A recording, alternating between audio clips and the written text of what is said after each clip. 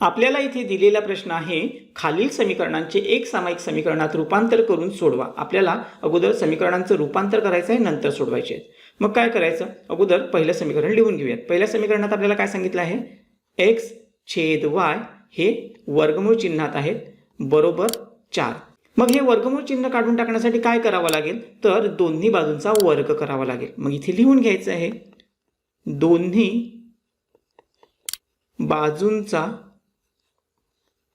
वर्ग करू। मग वर्ग केल्यानंतर काय होईल, तर हे वर्गमूळ चिन्ह निघून गेलं, त्यामुळे इथे राहिलं x छेद y बरोबर 4 चा वर्ग 16 झाला। म्हणून हा x जसाच्या तसा आला बरोबर 16 जसेच्या तसे आले, आणि हे y इथे भागिले आहेत, बरोबर चिन्हाच्या पलीकडे गेले, गुणिले y झाले, म्हणून 16y झाले। म्हणून x हे 16y धन आहेत, बरोबर चिन्हाच्या पलीकडे गेले, वजा 16y झाले, बरोबर 0। हे आपल्याला समीकरण 1 मिळाले। आता समीकरण दुसरं लिहून घेऊया। तर त्यामध्ये काय सांगितलं आहे बघा, 1 छेद x अधिक 1 छेद y बरोबर 1 छेद xy। आता इथे xy आहे, हे काढून टाकण्यासाठी काय करावं लागेल, तर ह्या सर्व पदांना xy ने गुणाकार करायचा। म्हणून सर्व पदांना xy ने गुणू। तर काय होईल बघा, मी आता बाजूला लिहून घेतो इथे।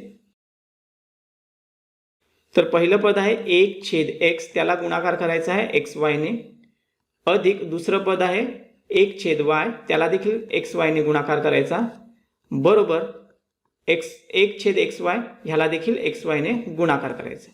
मग हा गुणाकार केल्यानंतर काय होईल बघा, हा x आणि हा x कट झाला, हा y आणि हा y कट झाला, हा xy आणि हा xy कट झाला। मग काय राहिलं ते आपण पुढच्या स्टेपमध्ये लिहूयात। 1 गुणिले y उत्तर आलं y, 1 गुणिले x उत्तर आलं अधिक x, आणि इथे राहिला फक्त 1, तो 1 आला। आता हे समीकरण आपण x पुढे घेऊन लिहूयात। तर x अधिक y बरोबर 1, तर ह्या समीकरणाला नंबर 2 देऊया। आता समीकरण 2 आणि समीकरण 1 दोघांचंही निरीक्षण केलं तर दोघांमध्येही x आहे, दोघांचंही चिन्ह समान आहे। म्हणजे आपण जर यांची वजाबाकी केली तर x आपण निरसन करू शकतो। म्हणून इथे लिहून घ्यायचं आहे, समीकरण 2 मधून समीकरण 1 वजा करू। मग समीकरण 2 अगोदर लिहून घेऊया, x अधिक y बरोबर 1, अगदी त्याच्या खाली पहिलं समीकरण लिहायचं आहे, x वजा 16y बरोबर 0। इथे वजाबाकी करायची म्हणून वजाबाकीचं चिन्ह। आता वजाबाकी करताना नेहमी लक्षात ठेवायचं आहे की खालील बाजूला आपण जे समीकरण लिहिलेलं आहे त्याच्या सर्व पदांच्या चिन्हांची अदलाबदल करायची। म्हणून हे झाले वजा x, हे झाले अधिक 16y, आणि शून्याला चिन्हाची गरज नाही। मग बघा इथे काय होणार आहे, x मधून x निघून गेला, राहिला 0, ते लिहिण्याची गरज नाही। त्यानंतर 1y अधिक 16y उत्तर आलं 17y, आणि इथे 1 आणि 0, त्यामुळे 1 जसाच्या तसा आला। म्हणून हे y जसाच्या तसे आले, हा 1 जसाच्या तसा आला, आणि हे 17 गुणिले आहेत, बरोबर चिन्हाच्या पलीकडे गेले, छेदाच्या ठिकाणी गेले। म्हणून y ची किंमत इथे काय मिळाली, तर y ची किंमत मिळाली 1 छेद 17। तर y च्या ह्या किमतीला आपण बॉक्स तयार करून घ्यायचा। चला, आपल्याला y ची किंमत मिळाली, आता त्यावरून आपण x ची किंमत शोधू शकतो। म्हणून आपण काय करायचं, पुढे लिहून घ्यायचं आहे, y बरोबर 1 छेद 17 ही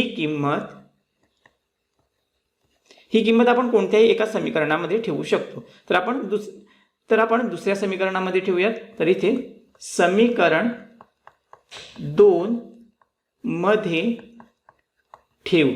तर समीकरण 2 अगोदर लिहून घ्यायचं आहे, x अधिक y बरोबर 1, म्हणून x अधिक y ची किंमत आहे 1 छेद 17 बरोबर 1, म्हणून x बरोबर हा 1 जसाच्या तसा आला, आणि हे जे 1 छेद 17 आहेत, बरोबर चिन्हाच्या पलीकडे घेऊन जाऊया, इथे ते अधिक आहे, तिथे गेल्यानंतर वजा होतील, म्हणून वजा 1 छेद 17।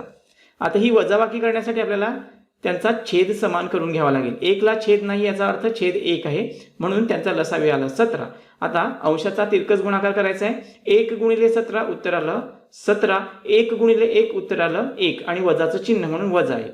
तर इथे एक्सची किंमत किती मिळाली बघा, एक्स बरोबर 17मधून 1 गेला, राहिले 16/17.